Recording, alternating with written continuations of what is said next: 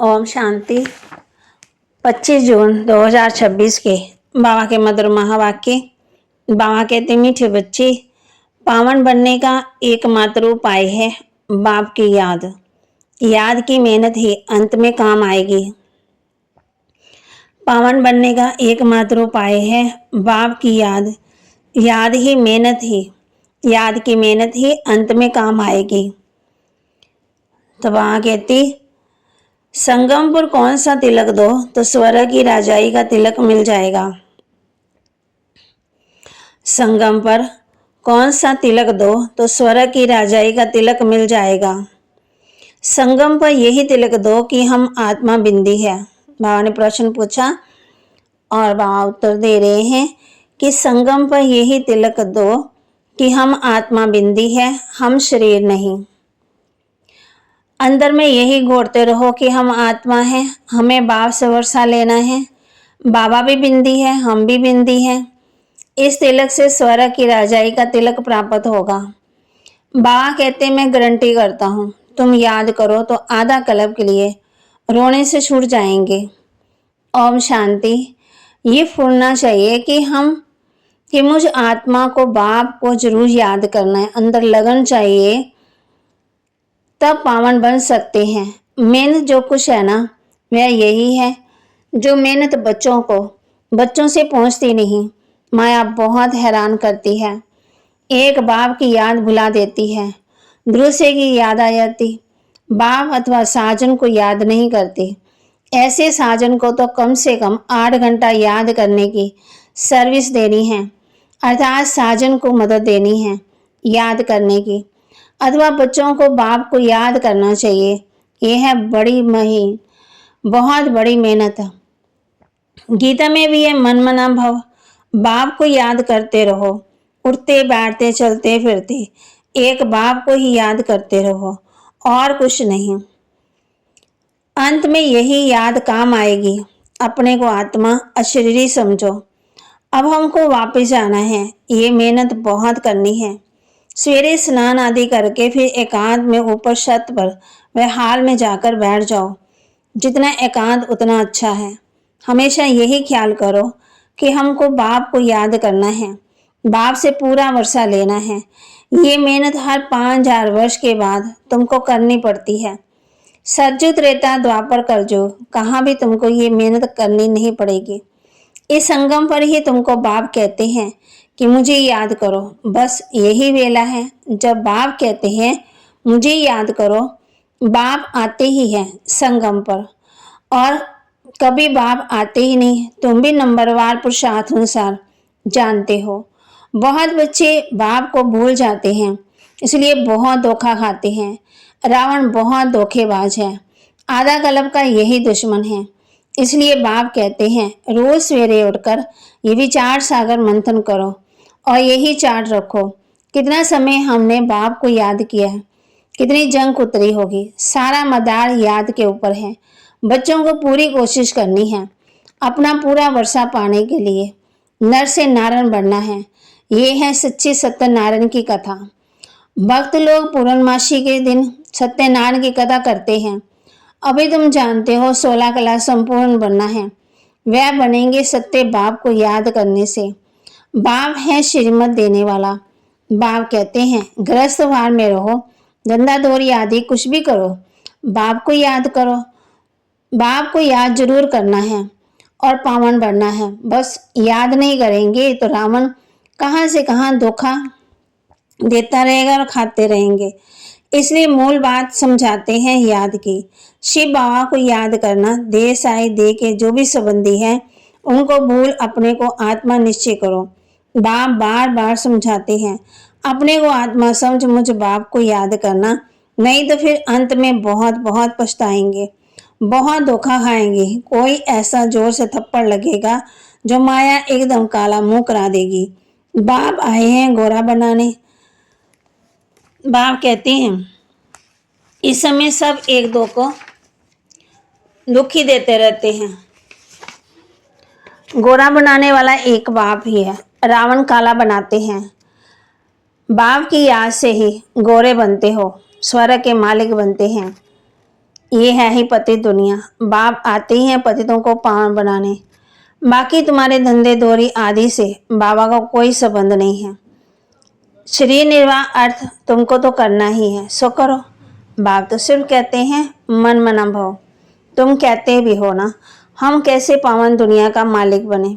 बाप कहते हैं सिर्फ मुझे याद करो बस, और कोई उपाय पावन बनने का है ही नहीं। कितना भी दान पुण्य आदि करें, कितनी भी मेहनत करें, चाहे आग से आते जाते रहें, कुछ भी काम नहीं आ सकता सिवाय एक बाप की याद के। बहुत सिंपल बात है, इसको कहा जाता है सहज योग।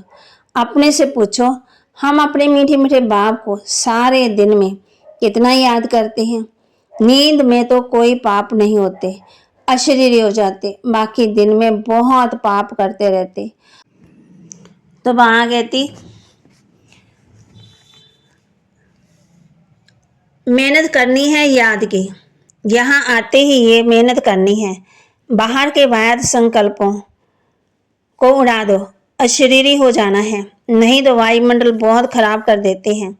घर की खेती बाड़ी के ख्याल चलते रहते हैं, कभी बच्चे याद पड़ते, कभी गुरु की याद आती। वहाँ कहते जब मधुबन में आते हो सिर्फ एक बाप को याद करना है। संकल्प चलते रहेंगे तो वायुमंडल को खराब कर देंगे। मेहनत नहीं करने वाले विघन डालते हैं। ये इतनी महीन बातें तुम भी अभी जानते हो, फिर कभी नहीं जानेंगे। बाप अभी ही वर्षा देते हैं, फिर आधा कल्प के लिए निश्चिंत हो जाते हैं। लौकी बाप के ख्यालात और बेहद बाप के ख्यालात में कितना अंतर है।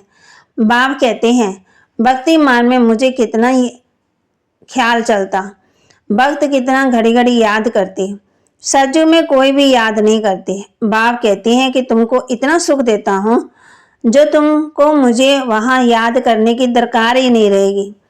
हम जानते हैं हमारे बच्चे सुख धाम शांति धाम में बैठे हैं, दूसरा कोई मनुष्य समझ ना सके।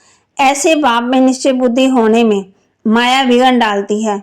बाप कहते हैं कि सिर्फ मुझे याद करो तो तुम्हारे में जो भी अलाएं पड़ गई हैं, चांदी तांबा लोहा, वह निकल जाएगी। गोल्डन एज से सिल्वर एज में आने से 2 कला कम हो जाती। ये बातें तुम सुनते और समझते हो। जो सच्चा ब्राह्मण होगा उनको अच्छी रीति बुद्धि में बैठेगा, नहीं तो बैठेगा ही नहीं, याद टिकेगी नहीं। सारा मदार बाप को याद करने पर है। बार बार कहते बच्चे बाप को याद करो, ये बाबा भी कहेंगे शिव बाबा को याद करो। शिव बाबा खुद भी कहेंगे मुझ बाप को याद करो। आत्मा को कहते हैं बच्चे, वह निराकार परमात्मा भी आत्मा को कहेंगे। मूल बात ही है ये। कोई भी आए तो उनको पहले पहले बोलो कि अलफ को याद करो, और कोई टिक टिक नहीं करनी है, सिर्फ बोलो अपने को आत्मा समझ, बाप को याद करो। यही अंदर घोटना है, हम आत्मा है। गाते भी है ना तुलसीदास चंदन घिसे तिलक दे रघुवीर। तिलक कोई स्थूल थोड़ी है, तुम समझते हो कि तिलक वास्तव में इस समय का यादगार है। तुम याद करते रहते हो, गोया राजाई का तिलक देते हो। तुमको राजाई का तिलक मिलेगा, डबल सिरताज बनेंगे, राजाई का तिलक मिलेगा, अर्थात स्वर्ग के महाराजा महारानी बनेंगे। बाप कितना सहज बताते हैं, बस सिर्फ ये याद करो हम आत्मा है शरीर नहीं, हम आत्मा है शरीर नहीं। हमको बाप से वर्षा लेना है। तुम जानते हो हम आत्मा बिंदी मिसल है, बाबा भी बिंदी है। बाबा ज्ञान का सागर है, वह हमको वरदान देते हैं। इनके बाजू में आकर बैठते हैं। गुरु अपने शिष्य के बाजू में बिठाए सिखाते हैं, ये भी बाजू में बैठे हैं। बच्चों को सिर्फ कहते हैं अपने को आत्मा समझो, माँ में कम याद करो। सज्जू में तुम अपने को आत्मा समझते हो, परंतु बाप को नहीं जानते हो। हम आत्मा शरीर छोड़ते हैं, फिर दूसरा लेना है। ड्रामा सा तुम्हारा पाठ ही ऐसा है, इसलिए तुम्हारी आयु वहाँ बड़ी रहती है, पवित्र रहते हो। सतयुग में आयु बड़ी रहती है, कलयुग में छोटी हो जाती है। वहाँ है योगी, यहाँ है भोगी। पवित्र होते योगी फिर वहाँ रावण राज्य में है ही नहीं। बाप कहते हैं आयु बड़ी रहती, यहाँ आयु कितनी छोटी है। इसको कर्म भोग कहा जाता है, वहाँ अकाले मृत्यु नहीं होता है। बाप कहते हैं कि बाप को पहचानना है तो श्रीमत पर चलो। एक बाप को याद करो, एक ही श्रीमत पर चलो, अपने को आत्मा समझो। अब हमको अब जाना है घर, ये शरीर छोड़ना है, बाकी टाइम सर्विस में लगाना है। तुम बच्चे बहुत गरीब हो, इसलिए बाप को तरस पड़ता है। तुम बूढ़ियां, कब्जाओं आदि को कोई तकलीफ नहीं देते। बूढ़ी को कुब्जा कहा जाता, बूढ़ियों को समझाया जाता है बाप को याद करो। तुमसे कोई पूछे तो कहाँ जाती हो, बोलो गीता पाठशाला में जाते हैं। अब प्रदर्शनी आदि पर कितना खर्चा करते हैं, लिखते हैं फलाना अच्छा प्रभावित हुआ, परंतु बाबा कहते हैं एक भी ऐसे नहीं लिखता है कि बरोबर इस समय बेहद का बाप इस ब्रह्मा तन में आया हुआ है, उसे ईश्वर का वर्षा मिल जाता है। बाप समझ जाते हैं कि एक भी निश्चय नहीं हुआ है, सिर्फ प्रभावित होते हैं। ये ज्ञान बहुत अच्छा है। सीढ़ी ठीक रीति से दिखाई है, परंतु खुद योग में रह तमो प्रधान से सतो प्रधान बने वह नहीं करते, सिर्फ कहते हैं समझानी बहुत अच्छी है। परमात्मा से वर्षा पाने के, परंतु खुद पाए वह नहीं है। कुछ भी पुरुषार्थ नहीं करते, प्रजा ढेर बनेगी, बाकी राजा बने वह मेहनत है। हर एक अपने दिल से पूछे कि हम कहाँ तक बाप की याद में हर्षित रहते हैं। हम फिर से सो देवता बनते हैं। ऐसे ऐसे अपने साथ एकांत में बैठ बातें करो, ट्राई करके देखो, बाप को याद करते रहो तो बाप गारंटी देते हैं तुम आधा कलक कभी रोएंगे नहीं। अभी तुम कहते हो बाबा आकर के हमको रावण राज्य पर जीत बनाते हैं। जो जितनी मेहनत करते हैं अपने दिल के लिए करते हैं, फिर तुम आएंगे नई दुनिया में, पुरानी दुनिया का हिसाब ताबे चुकतो करना है। जबकि तुमको तमो प्रधान से सत्तो प्रधान बनना है।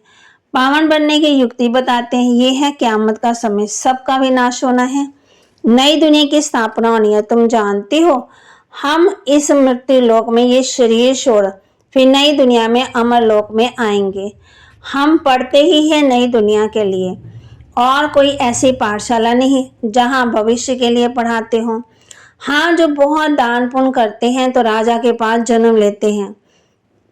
कहते वहां बर्तन भी सोने के होंगे। सतयुग में तुमको मिलता, कलयुग में जो भी राजाओं के पास जन्म लेते उनको भी मिलता है। फिर भी यहाँ तो अनेक प्रकार के दुख रहते। तुमको तो भविष्य 21 जन्मों के लिए कोई दुख नहीं होगा, कभी बीमार नहीं पड़ेंगे। Golden spoon in this world. बाप कहते हैं यहाँ है आधा कल्प के लिए राजशाही, तुम्हारी है 21 जन्मों के लिए। बुद्धि से अच्छी रीति काम लेना है, फिर समझाना है कि ऐसे नहीं कि भक्ति मार्ग में राजा नहीं बन सकते। कोई कॉलेज अथवा यूनिवर्सिटी हॉस्पिटल बनाते तो उनको भी अवजा मिलता, लाभ होता। हॉस्पिटल बनाते हैं दूसरे जन्म में अच्छी तंदुरुस्ती रहेगी। कहते हैं ना, इनको सारी आयु में बुखार भी नहीं हुआ, बड़ी आयु होती है, बहुत दान आदि किया है, हॉस्पिटल आदि बनाते हैं तब आयु बढ़ती। यहाँ तो योग से तुम एवर हेल्दी वेल्दी बनते हो, योग से तुम 21 जन्मों के लिए शफा पाते हो। ये तो बहुत बड़ी हॉस्पिटल है, बहुत बड़ी कॉलेज है। बाप हर एक बात अच्छी रीति समझाते हैं। बाप कहते हैं जिसको जहाँ मजा आए, जहाँ दिल लगे वहाँ जाकर पढ़ाई पढ़ सकते हैं। ऐसे नहीं कि हमारे सेंटर पर आए तो हम इनके पास क्यों जाएं, नहीं, जिसको जहाँ चाहिए वहाँ जाए। बात तो एक ही है, मूल्य तो हर कोई पढ़ सकते हैं, वह मूल्य जहाँ से जाती है। फिर कोई विस्तार से अच्छा समझाते, कोई सिर्फ पढ़कर सुनाते हैं, भाषण करते हैं।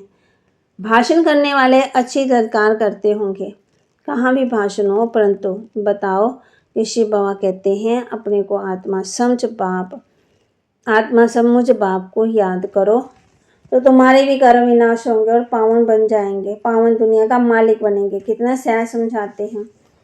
अच्छा, मीठे मीठे सिकिलते बच्चों प्रति माता पिता बाप दादा का याद प्यार और गुड मॉर्निंग। रूहानी बाप की रूहानी बच्चों को नमस्ते, रूहानी बच्चों की रूहानी बाप दादा को दिलवा जान सिकवा प्रेम से नमस्ते। धारणा के लिए मुख्य सार, बाहर की जो व्यर्थ ख्यालात को छोड़ एकांत में बैठ बाप की याद करनी है। सवेरे सवेरे उठकर विचार सागर मंथन करना है। और अपना चार्ट देखना है। जैसे भक्ति में दान पुण्य का महत्व, ऐसे ज्ञान मार्ग में याद का महत्व है। याद से आत्मा और अवर हेल्दी वेल्दी बनाना है, अशरीरी रहने का अभ्यास करना है। वरदान, कंबाइन रूप की सेवा द्वारा आत्मा को समीप संबंध में लाने वाले कंबाइन रूपधारी भव। कंबाइन रूप की सेवा द्वारा आत्मा को समीप संबंध में लाने वाले कंबाइन रूपधारी भव। सिर्फ आवाज द्वारा सेवा करने से प्रजा बनती रही है, लेकिन आवाज से परिस्थिति में स्थित हो, फिर आवाज में आओ अव्यक्त स्थिति, और फिर आवाज, ऐसे कंबाइन रूप की सेवा वारिस बनाएगी। आवाज द्वारा प्रभावित हुई आत्मा अनेक आवाज सुनने से आवागमन में आ जाती हैं, लेकिन कंबाइन रूपधारी पर कंबाइन रूप की सेवा करो तो उस पर किसी भी का भी प्रभाव पड़ नहीं सकता। स्लोगन, साधनों में बेहद के वैराग्य वृत्ति की साधना मर्ज होने ना दो। साधनों में बेहद की वैराग्य वृत्ति की साधना मर्ज होने ना दो। ना साधन होंगे तो अभी हम योग लगाएंगे, साधन नहीं होंगे तो कुछ नहीं हो सकता। तो बांग्लादेश में साधना हमारी वो ना हो जाए, कम ना हो जाए साधनों के पीछे। अव्यक्ति सारे सदा हर्षित रहने के लिए अपनी नेचर को सरल बनाओ, सहनशील बनो। जो सहनशील बच्चे हैं वे अपनी सहनशीलता की शक्ति से कैसे भी ठोकर संस्कार वाले को, कैसे भी कठिन कार्य को शीतल बना देते हैं, वह सहज कर देते हैं। सहनशीलता के गुण वाला गंभीर होगा और गहराई में आ जाएगा। वह कभी घबराएगा नहीं, गहराई में जाकर सफलता प्राप्त करेगा।